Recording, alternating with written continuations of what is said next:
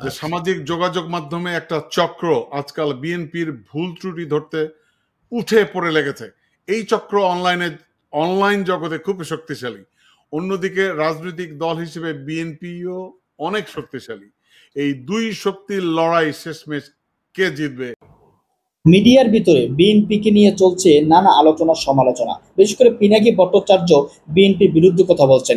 পিনাকি ভট্টাচার্য কি আসলে বিএনপির বিরুদ্ধে কথা বলছেন নাকি বিএনপির নির্দিষ্ট কয়েকজন নেতার বিরুদ্ধে বলছেন, এ বিষয়ে নিয়ে আলোচনা করব। এর আগে বিএনপির একজন অন্যতম নেতা গয়েশ্বর চন্দ্র রায় তিনি নাগরিক টিভিকে সাক্ষাৎকার দিয়েছেন। নির্বাচন চান তারা নাকি সংস্কার চান, এবং কেনই বা মিডিয়ার মাধ্যমে বিএনপির বিরুদ্ধে এই সমস্ত কার্যক্রম পরিচালনা করা হচ্ছে বা চলছে, আমরা আগে আলোচনা শুনবো, এরপর বিস্তারিত কথা বলবো। তাই তো এখন একটা জিনিস শুরু কি দেখেন, আমাদের পক্ষে মানে অনেক কথাই বুঝি বা অনেকেই বোঝে, সবাই সব কথা বলতে পারে না। অনেক ধন্যবাদ আপনাকে। আমি পরবর্তী প্রশ্নে যেতে চাই যে সামাজিক যোগাযোগ মাধ্যমে একটা চক্র আজকাল বিএনপির ভুল ত্রুটি ধরতে উঠে পড়ে লেগেছে। এই চক্র অনলাইন জগতে খুব শক্তিশালী। অন্যদিকে রাজনৈতিক দল হিসেবে বিএনপিও অনেক শক্তিশালী। এই দুই শক্তির লড়াই শেষমেশ কে জিতবে, কে হারবে?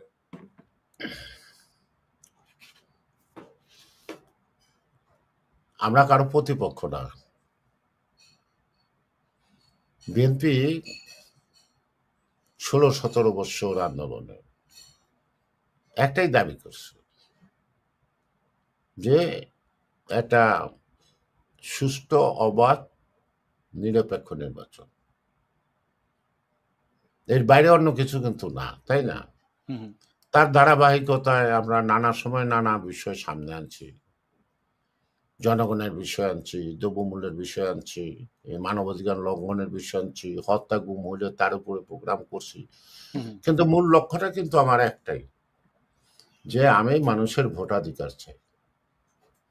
দেশের জনগণ, দেশের মালিক, তারা ভোট দিয়ে এই দেশকে পরিচালনা করবে, তারা সেটা নির্ধারণ করবে। তাদের ভোটের মাধ্যমে নির্ভয়ে ভোট দিবে, যাকে খুশি তাকে ভোট দিবে। আমাদের আন্দোলনটা গোড়া থেকে কিন্তু এইটাই। সেখানে আপনি যাদের কথা বলছেন তাদের সাথে আমাদের ঝগড়া কিসের, তাদের সাথে আবার দ্বন্দ্ব কিসের? এখন এই যে একটা বিষয় দেখেন, একটু খেয়াল করে যে সংস্কার শব্দটা, এই সংস্কার শব্দটা তো 5ই আগস্টের উপরে জন্ম নেয় নাই। আমরা বোধহয় 22 সালে, তার একটু আগে, আমরা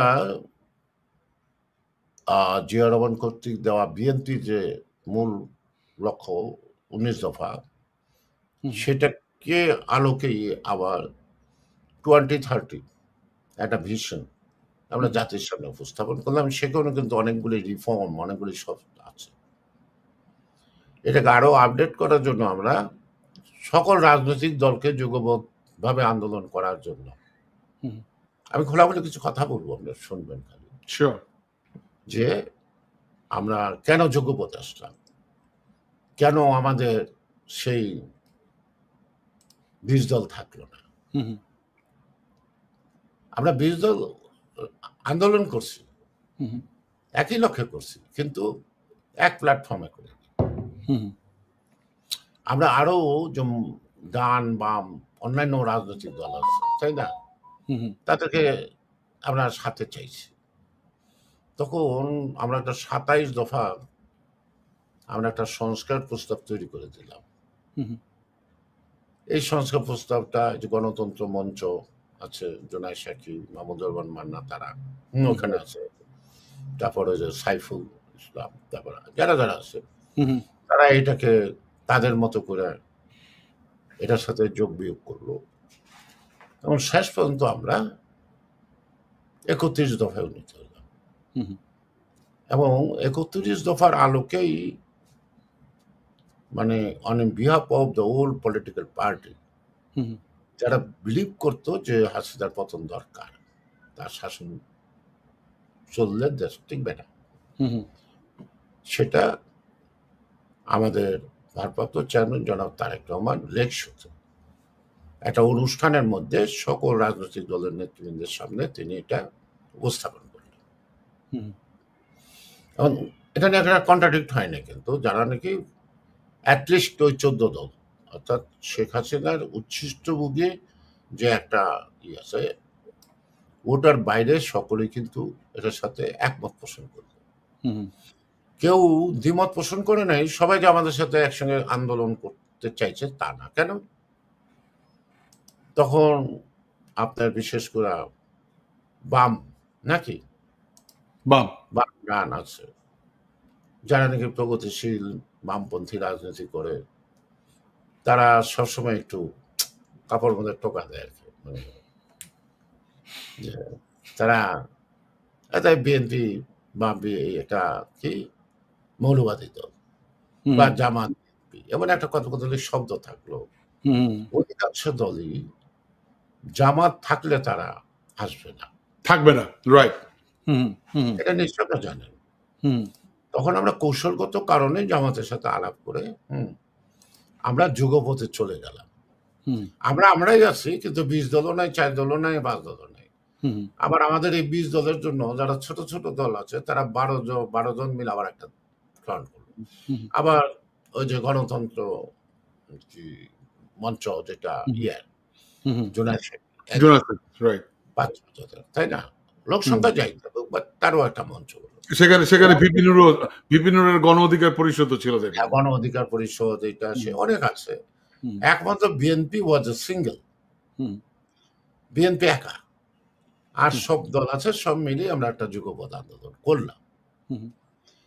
এমন এমন দাবি ছিল এদের যে আমরা গোপনেও জামাতের সাথে আলাপ করতে পারবো না। আছে না, একটা কর্মসূচি প্রণয়ন করলাম, আমরা সবাই আলাপ করলাম যারা 31 দফার সাথে একমত, আমাদের পক্ষ থেকে কেউ গোপনে তাদের সাথে আলাপ করলো, সেটাও করা যাবে না, তাইলে আমরা নাই। তা আমরা সকল স্বার্থ বিবেচনা করে কৌশলগত দিকে তাদের সাথে যেভাবে যোগাযোগ রাখা, মতামত নেওয়া ওটা উজ্জ্বল থাকতো। কিন্তু আমরা একমতে আন্দোলনটা, কিন্তু বিশেষ করে 7ই জানুয়ারির যে নির্বাচনটার ক্ষেত্রে আমরা সাফল্য বলবো এই জন্য, 7 থেকে 8% বেশি লোক ভোট কেন্দ্রে উপস্থিত হয় নাই। সে 7-8% মধ্যে 4% তো আছে, মানে ভোটের সাথে সংশ্লিষ্ট presiding officer, polling officer, Ansar, guard ইত্যাদি ইত্যাদি আছে, সরকারি কর্মচারী হিসাব করলে। তো যাই হোক, মতান্তরে যাই হোক, 7%, 8% যাই হোক, কিন্তু তারা এটা কি করলো, কারণ কনস্টিটিউশনে বা আরপিইউতে নির্বাচনে লেখা নাই যে এত পার্সেন্ট ভোট না পড়লে সেটা বাতিল। এই সিলিং নাই, কিন্তু আচ্ছা নাই, দেখেন আপনি খুঁজে দেখেন, সিলিং নাই। তো তুমি 7% ভোট পাইছো, 7% যে কয়টা ভোট পাইছো পাস করছো, ভালো। তো তুমি 42% বানাইতে গেলে, কারণ আসলেই তো নাই কথা, যে একটা ভোট কেন্দ্রে এত পার্সেন্ট ভোট কাস্ট না হলে বা ভোটাররা উপস্থিত না হলে সেই ভোট বাতিল বলে গণ্য হলো। যেমন একটা পলিটিক্যাল পার্টির কোরাম 2 রকমের, একটা সাধারণ সভার কোরাম, আর একটা হলো জরুরি সভার কোরাম। যদি এটা উইদিন দ্য 24 আওয়ার্স হয়, তাহলে শতকরা 8 জন উপস্থিত থাকলে হয়। কিন্তু এটা যদি নোটিশ দেওয়া হয়, তখন কোরাম গেলে 2/3 লাগে, তাই না? তো এটা তো সিলিং করা আছে। তো আমার কথা হলো, ভোটে কত পার্সেন্ট ভোট কাস্ট হবে সেটা যখন সিলিং নাই, তাহলে এই জালিয়াতিটা কেন নির্বাচন কমিশনের মতো একদিন সাংবিধানিক প্রতিষ্ঠানকে কুলুষিত করবে? কেন? ঠিক না? এখন ধরেন আমাদের 11 বছরের আন্দোলনের শেষ অধ্যায় 24 জুলাই থেকে 5 আগস্ট, এরা নিশ্চয় আপনারা জানেন যে 8 দফা নিয়ে নামলো। ওই যে কোটাবিলিটি, নাতি খাবে, পুতি খাবে, কি ওই যে আপনার মুক্তিযোদ্ধা, মুক্তিযোদ্ধা কোটা, হুম, এটা নিয়ে লাগলো, আচ্ছা লাগলো ভালো, ওরা নামলো আর দফা নিয়ে। হুম, আমরা প্রথমেই আমাদের দল থেকে এদেরকে নৈতিক সমর্থন দিলাম। হুম, নৈতিক সমর্থন দেওয়ার তো যথেষ্ট না হুম, এই আন্দোলনটার জন্য।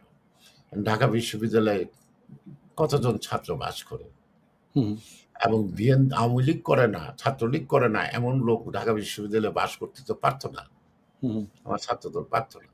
হুম, আমরা তখন আমাদের দলীয় নেতা কর্মী যারা ছাত্রের মতো বা ছাত্রদল সবারই হুম, বললাম তোমরা ছদ্মবেশে, no BNP, no Ziaur Rahman, no Khaleda Zia, no Tarique Rahman, কোনো নাম নাই, কোনো ব্যানার থাকবে না। হুম, তোমরা ওদের মিছিলে ঢুকে ওদের মিছিলটা বাড়াও, সংখ্যাটা বাড়াও, শক্তিটা বাড়াও। হুম, তাহলে ইচ্ছা করলেই সরকার ধমকদা বসে দিতে পারে, অথবা গোপন আপোষ করে থামাই দিতে পারে। কারণ এটা নানা ধরনের হইতে, কারো কারো অভ্যস্ত ছিল যে এটা সরকারই নামাইছে, ইন্ডিয়ার সাথে যে চুক্তিটা করছে এই চুক্তিটাকে ডাইলুট করার জন্য।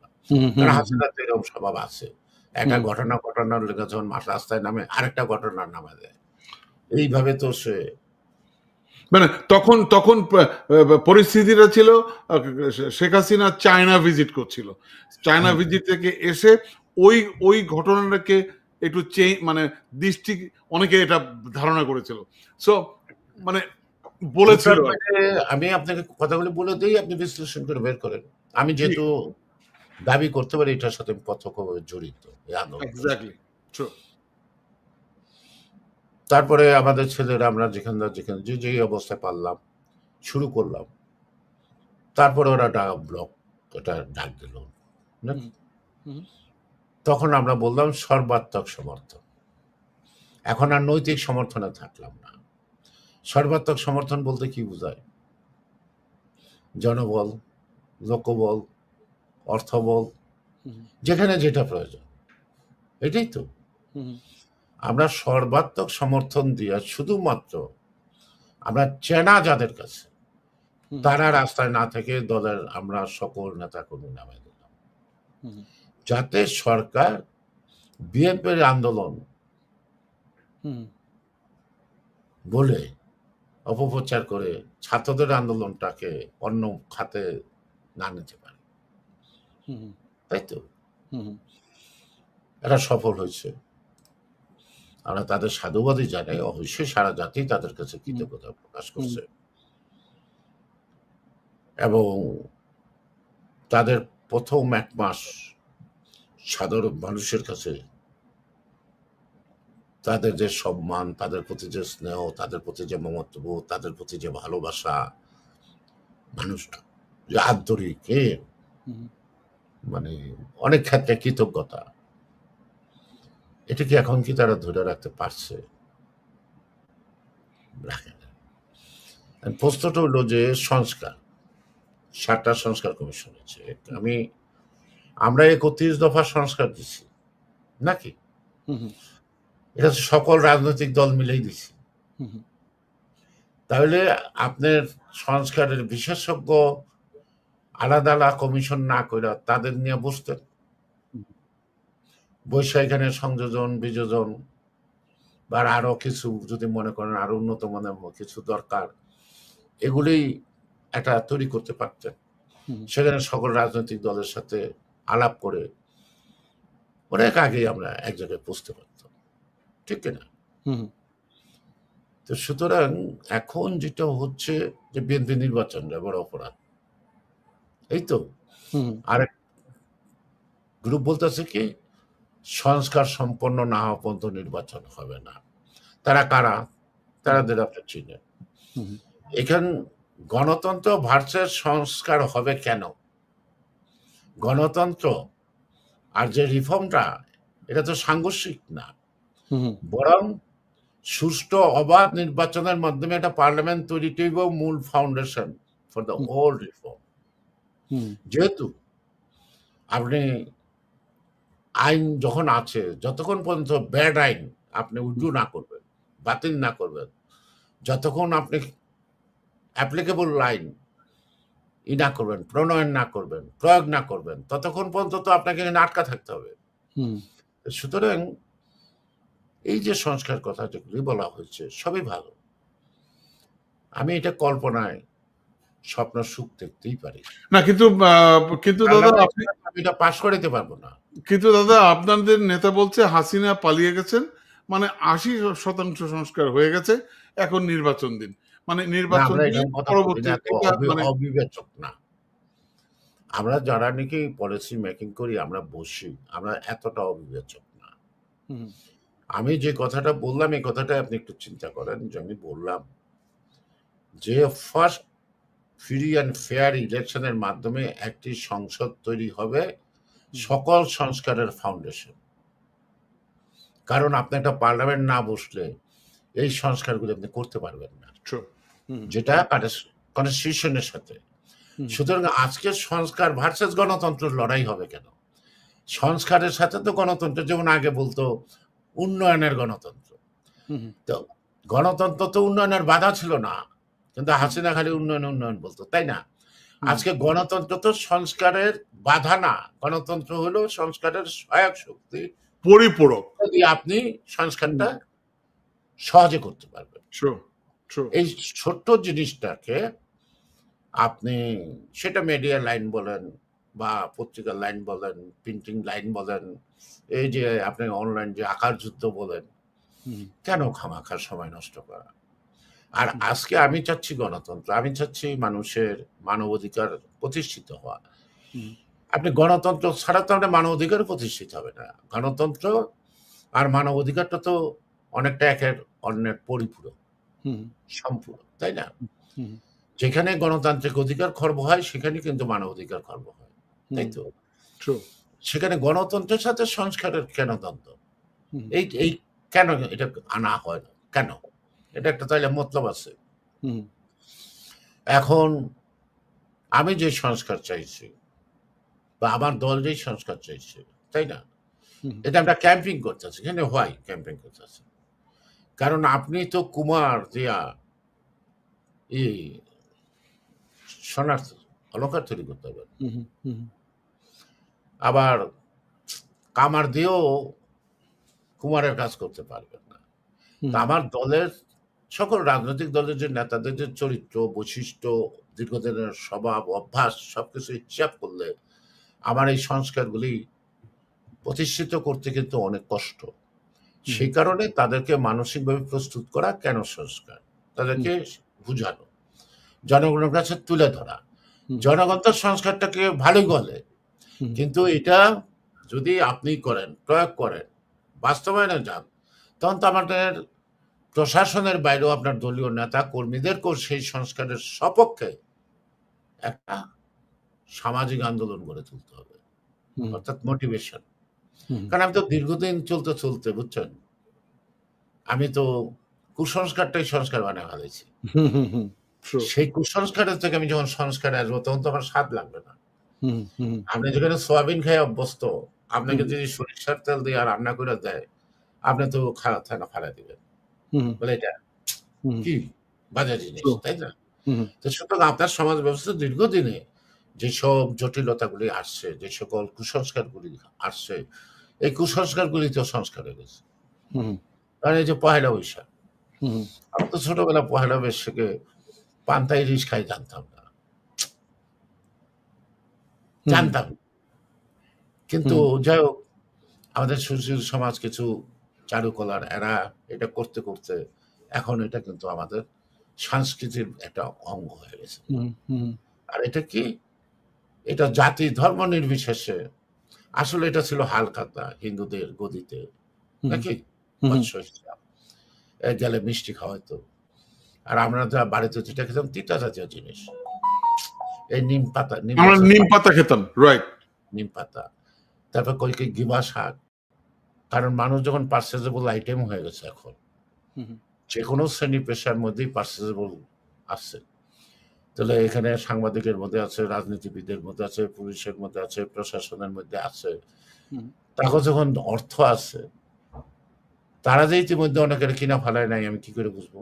এক্স্যাক্টলি, এক্স্যাক্টলি, তা নাহলে তাদের সম্বন্ধে কথা নাই।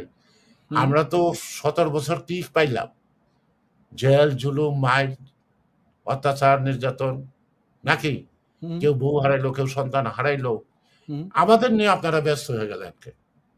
আর তাদের নিয়ে আপনারা কেন একটু ব্যস্ত হন না? আর আপনি একটা কথা বলছেন না সোশ্যাল মিডিয়ার কথা, হুম, হুম, ধরেন নির্বাচনটা দেন,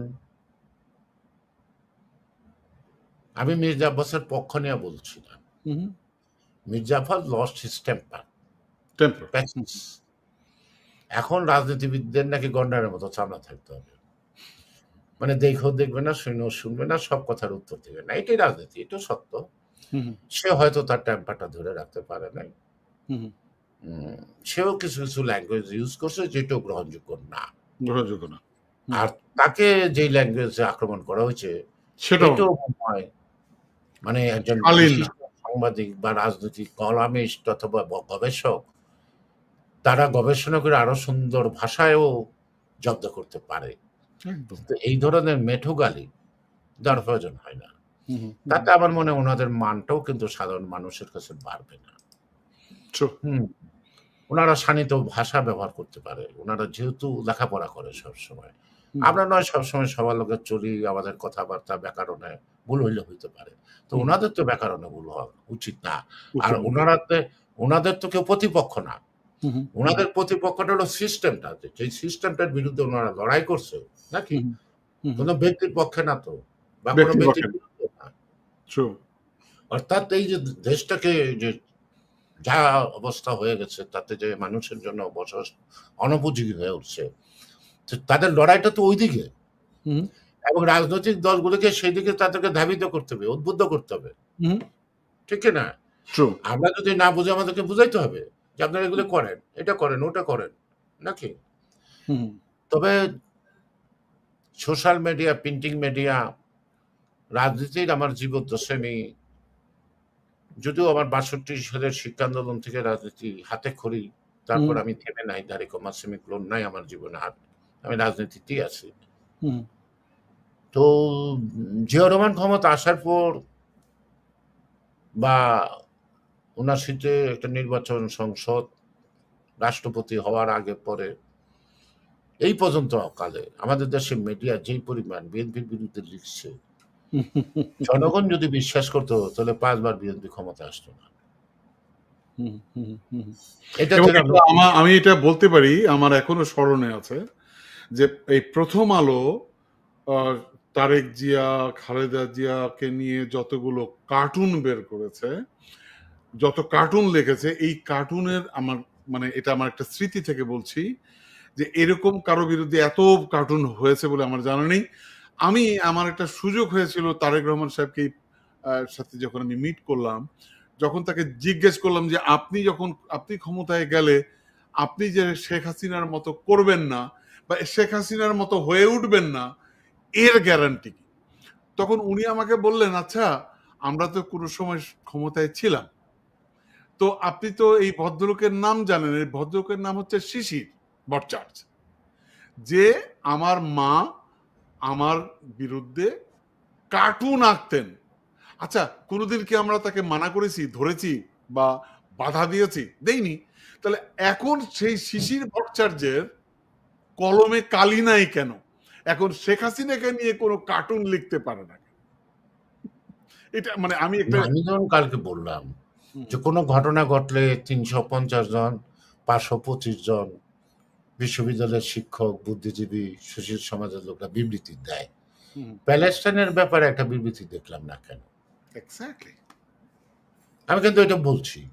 একদম এর সত্য। জন্য যদি কালকে থেকে আবার সুর ধরে আপনারা গালাগালি শুরু করেন, আমারে করতে পারেন।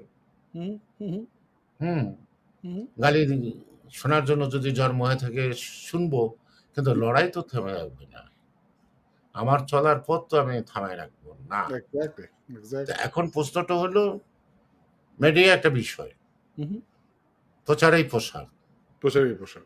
শেখ হাসিনাও কিন্তু দমদম এয়ারপোর্টে 91-এ বলছিল বিএনপি একটা দল হলো 10টা আসন পাইব না। এবং সেই সুর ধইরা যখন প্রথম 91-এর নির্বাচনের ফলাফলটা ঘোষিত হয় বিটিভিতে, ৫-১০টা আসন বা এরকমই বা ১৫টা আসন আওয়ামী লীগ হুম, এগিয়ে আছে। হুম, হ্যাঁ, নির্বাচনের যে ফলাফলেরই দেখা যাচ্ছে যা হবার তাই হবে, তার মানে আওয়ামী লীগ সরকার গঠন করতেছে, তাই তো? আর রাইট। ভোর বাক্যে ফসকায় গেল নাকি? হুম, ফোটে যে ফুল অন্ধকারে, ঝড়ে এসে নাকি ভোরবেলাতে। হুম, হুম, এখন এই যে অন্ধকারের যে দেখলো তারা আলো, আওয়ামী লীগ মুজিব কোর্ট টোট বানায় ফেলাইছে, মন্ত্রিসভা ভাগাভাগি করে ফেলছে। যেমন 71-এর যুদ্ধের আগেও কিন্তু মন্ত্রিসভা হয়ে গেছিল না, হুম, হুম, তাই রাইট। না? হুম, প্রশ্নটা হলো যে পত্রিকার তো গুরুত্ব আছে, কিন্তু পত্রিকা যারা মালিক, সম্পাদক, প্রকাশক যারা কাজ করে তাদেরকে সাংবাদিকদের মতো খাটায় না গার্মেন্টস শ্রমিকের মতো খাটায়? তারা যা দেখাচ্ছে তা কি তারা লিখতে পারে? তারা যা কানে শুনে আসে তারা কি সেই লেখাটাকে সম্পাদক এলাও করে? হুম, করে না। হুম, কারণটা হলো যে আমি যে কথাটা বললাম যে আমি আমার জীবন দশায় এই মিডিয়া, যখন শুধু প্রিন্টিং মিডিয়া ছিল, এই মিডিয়া বিএনপির বিরুদ্ধে যত কথা বলছে তাতে বিএনপির একবারও ক্ষমতা আসার কারণ নেই। ট্রু। তার মানে হলো জনগণ পত্রিকার কথা পইরা বিশ্বাস কইরা ভোট দেয় নাই, দেয় না।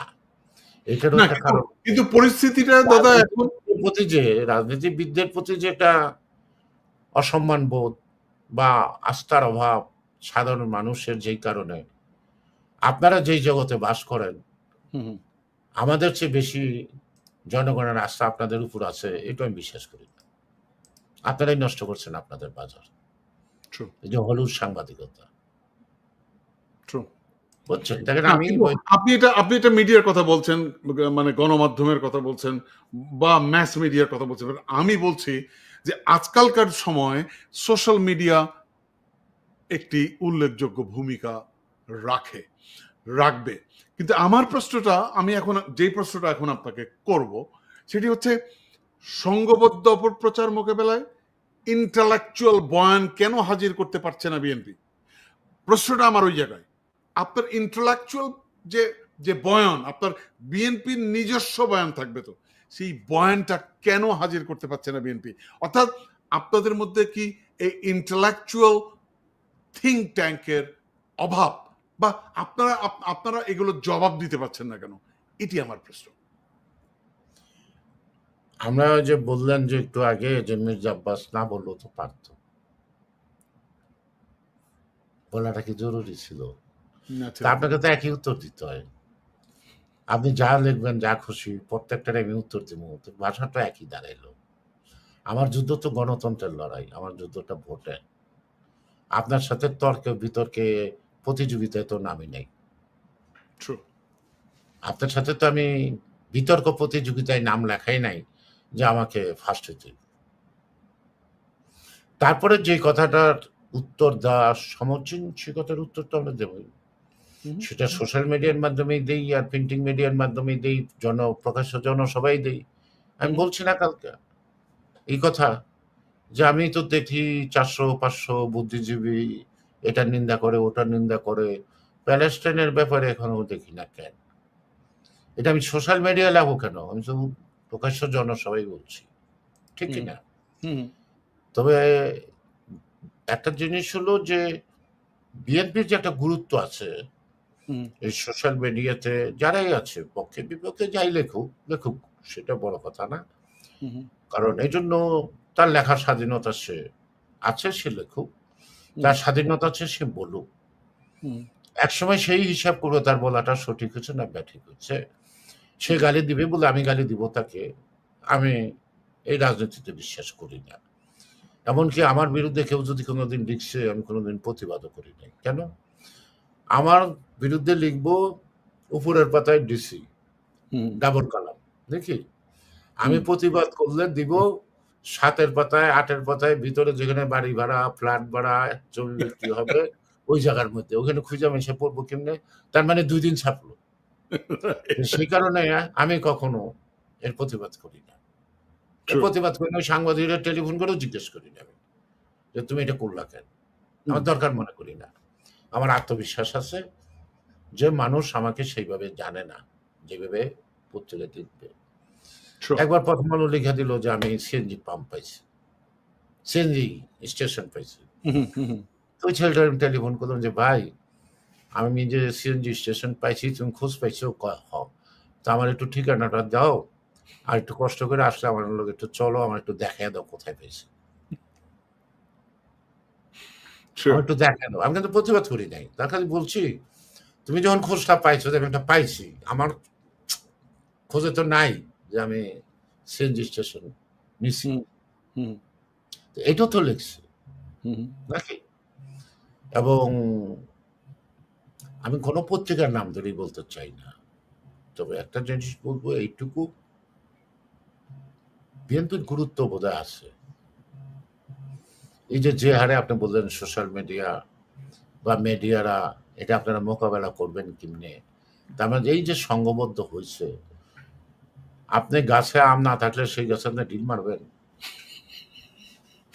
একদম একদম সত্য কথা, একদম তাহলে বিএনপি একটা ফলন্ত গাছ, ডিল মারবে, কাকে চিজে ঠোকর দেবে, এটি স্বাভাবিক।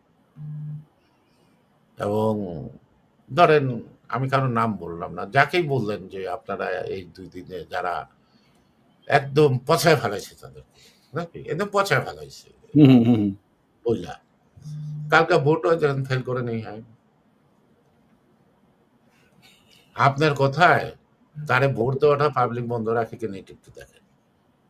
একদম বাস্তব কথা, প্র্যাকটিক্যাল কথা, right? That's true, that's really true. কারণটা হলো আপনি বুঝেন, আমি বুঝি, আমরা জনগণে বুঝাই, জনগণ যে আমাদের চেয়ে বেশি বুঝে। দর্শক আলোচনা শুনেছেন, শুনে বুঝতে পেরেছেন যে বিএনপি আসলে কি চায়। বিএনপি বলতে পারছে না সরাসরি যে আপনারা চলে যান, আমরা ক্ষমতায় যাব নির্বাচনের মাধ্যমে। তাদের এটাই হচ্ছে মূল চাওয়া। কিন্তু আসলে তারা হয়তো বা মনে করছে তারা সরকারে গিয়ে অনেক সফলতা দেখাতে পারবে, কিন্তু দেশের যে পরিস্থিতি কেমন তারা কিছুটা বুঝতে পারলেও ক্ষমতার লোভে তারা অন্ধ হয়ে গিয়েছে। ডক্টর মোহাম্মদ ইউনূস আমি মনে করি যতদিন ক্ষমতায় থাকবেন পরবর্তী সরকারের জন্য ততটাই ভালো হবেন। পরবর্তী সরকার যেহেতু বিএনপির উচিত হবে এই সরকারকে সুযোগ দেওয়া, বিএনপির উচিত হবে এই সরকারের মাধ্যমে আওয়ামী লীগের বিচার করিয়ে নেওয়া, বিএনপির উচিত হবে এই সরকারের মাধ্যমে হাসিনার বিচার শেষ করা। তাহলে হয়তোবা তারা দায়বদ্ধ হবে না, এই সরকার দায়বদ্ধ হবে। এটা তো বিএনপির উচিত, কিন্তু বিএনপি সেটা করছে না।